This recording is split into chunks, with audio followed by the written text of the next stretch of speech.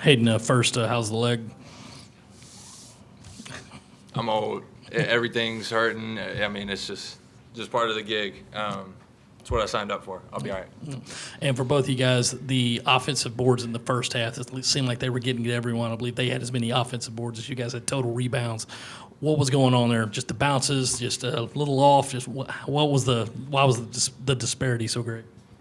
Yeah, there's definitely like some technique things that you can do in regard to defensive rebounding, but a lot of it is effort. A lot of it's effort. A lot of it's will. And we just didn't show a whole bunch of that collectively, right? Like, it's easy to look at a gigantic human being like Josh Gray and be like, okay, he should get everything. And I don't know if that was the thought process or whatnot, but there just wasn't a collective effort. So, yeah. I guess, Meechie, what happened to you at the end of the first half there? It was tracing over that screen up top, and I have to go back and look at it. I definitely think it was an illegal screen, and stepped out and just kneed me right in the top dot. So, obviously was able to come back and finish out, but didn't come out victorious, so it kind of hurt. I guess the offense kind of bogged down there in the first half, and then the second half you guys, I think, scored 1.3 points per possession. What changed, and how is that kind of the formula going forward for you guys offensively? Yeah, man, honestly, I feel like it's being aggressive, getting to the basket, not settling. And I feel like sometimes that honestly start with me. And obviously I came out more aggressive in the second half, trying to get downhill, not looking for my three-point, maybe get to the basket. And I was able to create for others and get everybody else some open shots. But that's the way I have to start. And as being a point guard, everybody else will follow. So that start with me. What was kind of the conversation in the locker room at halftime? What do you feel like sort of shifted for you guys as a whole to make you more efficient in that second half and, ultimately you outscore Vanderbilt that second half? Yeah, I mean, I think there was a collective, like, everybody's looking everybody in the eyes and saying, okay, like, there's not much to actually say. We just got to put our feet down and grind. Like, there's no other option at this point. And so honestly wasn't a whole lot of language, wasn't a whole lot of conversation, which sometimes that's okay, because you say a couple words and that's all that it really takes. And so we just knew that we had to grind the second half. And so that's kind of what the halftime locker room looked like. For either one of you guys, obviously there have been some headlines of late about GG and all of that. Has that been a distraction for you guys at all, or as far as the social media aspect of it, or how are you guys in terms of just in the locker room dealing with some of that outside noise? That's my little brother, man. He's young, he's going through it. It's tough for him, and honestly, man, me personally, I'm just trying to be the best I can to help build him up and lift him up and keep him encouraged, positive. Like Hayden said before, a couple games before, I think Gigi had a bad game. Tennessee was. Yeah. It's so much on his plate. So many people probably talking, telling him do this, do that. He want to go out there. He got expectations for himself, being a hometown kid, being his number one player in the country, and it's a learning experience, man. Kid's supposed to still be in high school, and you go out there and you just want to perform, and sometimes he's not doing that, and it's okay, So with that being said, I mean, we're gonna be his teammates. We're gonna keep riding with him to the end because that's all we can do.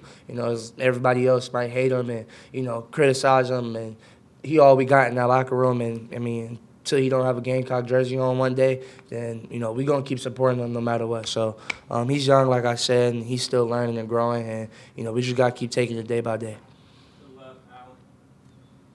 I guess more for Hayden playing inside, but kind of with Liam Robbins, what kind of you think he was doing so well tonight? Obviously, he's a great player, but and how is he so tough kind of going inside and out, being able to do kind of everything for Vanderbilt?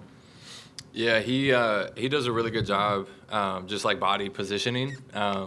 So I'd say that's really good. But he also has been shooting the ball really well lately. And so when you add that component to a 7-footer, it kind of makes it a little dicey, right? You ask Josh Gray to then guard on the perimeter, which isn't a usual guarding position for him. And so he's just really skilled there. And then when he does get the ball around the basket, he's just ultra aggressive, knows how to get fouled, knows how to get to the line. And so between the skill and whatnot, and body position, just like the little technicalities. He's a good player, and so we got to going forward with other bigs in the league, because he's not the only one that's really good in the league. We're gonna just have to work on just the defensive principles that we really need to stand on.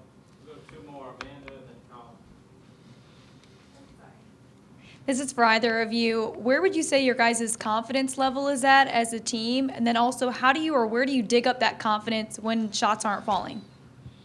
I think our confidence is still high. I mean, obviously, you can see we beat Kentucky, and then we go on like a 9-8 game losing streak, and then you go win on the road at Ole Miss. Like, that's still tough to do. It's tough to win in this conference. So, again, our confidence is still there, but it's bigger than that. Now it's about playing with each other, doing the little things, the details.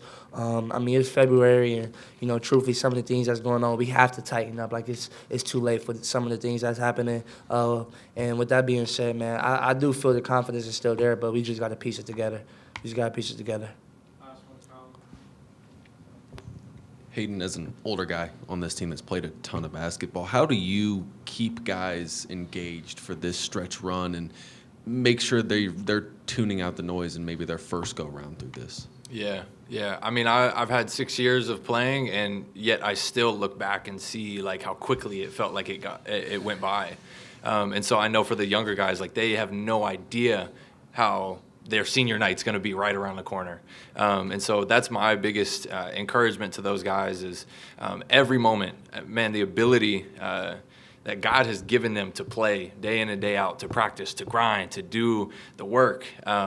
You can't take it for granted. It's an absolute blessing. And so that's my encouragement to them, to keep going, because before you know it, college is only 4 years, and hopefully a long life for each and every one of these guys. So that's the encouragement going forward, and will always be. Appreciate you guys. Thank you.